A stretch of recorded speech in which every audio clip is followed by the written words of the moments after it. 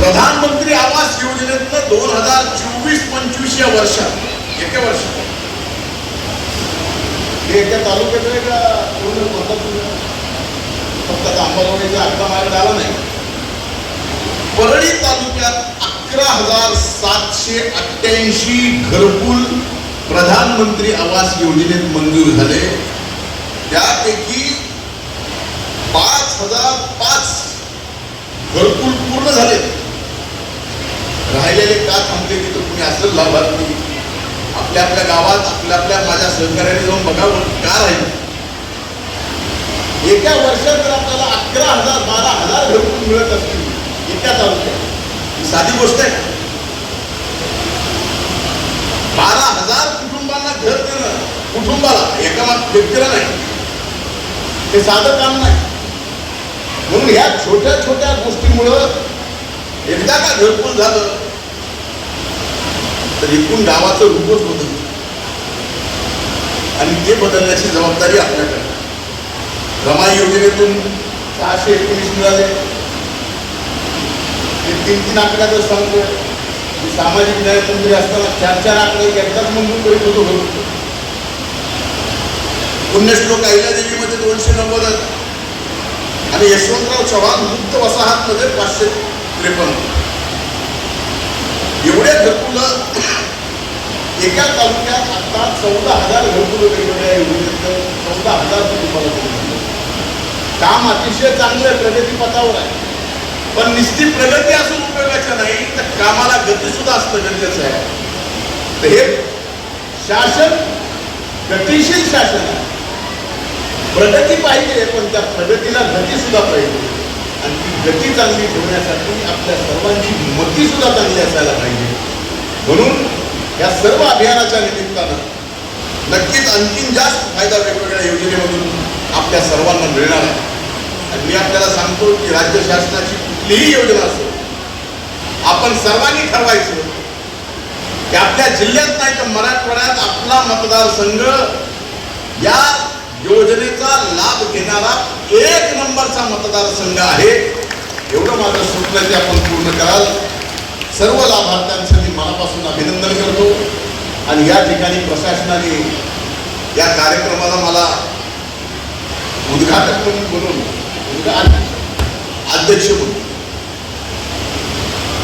तर माझ्यावरचे कुणीच आले नाही, पण सगळं मीच केलं.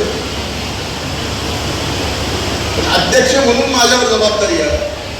मी आपल्याला सांगतो, माझ्या सर्व सहकार्याने आपण जास्तीत जास्त जेवढं सार्वजनिक कामात लक्ष द्याल तेवढा मला सुद्धा काम करण्यात आनंद होतो. पण आपल्याकडे आता सार्वजनिक कामं खालच्या खाली होती. माझ्यापर्यंत यायची गरज नाही. दारून बसलाय, शिरीष बाबा आहे तिकडं, हे सगळी मंडळी यांना माझ्यापर्यंत सार्वजनिक कामं मंजूर करण्यासाठी याची गरज पडत. हेच निवारण खाली काम करून घ्या. माझ्याकडं सार्वजनिक कामं जास्तीत जास्त होण्यासाठी यावं असं मला वाटतं. पण त्या कामाच्या ऐवजी बदलाचे निवेदन आपल्याकडे एवढे येतात. आता मतदारसंघातल्या बदल्या सोडून मतदारसंघातल्या इथल्या नातेवाईकाच्या दुसऱ्या मतदारसंघातल्या लोकांच्या सुद्धा बदल्या, ही खरी गोष्ट. मी जे बोलायला लागलोय पोटतिकीट बोलतो. जेवढं त्या गोष्टीकडे लक्ष त्याच्यापेक्षा जास्त सार्वजनिक फायदा आपल्या गावातल्या गोरगरीब माणसाला देण्यासाठी आपण प्रयत्न केला पाहिजे, ही माझी विनंती.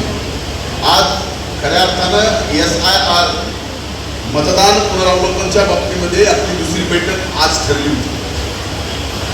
पण उपमुख्यमंत्री बहिणीचा बीडला येत असल्यामुळं मी याला तो कार्यक्रम आजचा रद्द करावा लागला. पण आजचा जरी रद्द झाला असला तरी 1 तारखेला आपण तो कार्यक्रम पुन्हा घेतो. आणि मी पहिल्या बैठकीतच आपल्या सर्वांना सांगितलं होतं की आपला नंबर 9 आहे 11 तालुक्यात होतो. अंबाजोगाई 8वा, की हा लाभ खऱ्या अर्थानं खऱ्या लाभार्थ्यापर्यंत पोहोचला पाहिजे. मला आजही आठवतो मी या जिल्ह्याचा पालकमंत्री होतो, जबाबदारी कृषी मंत्री म्हणून होती.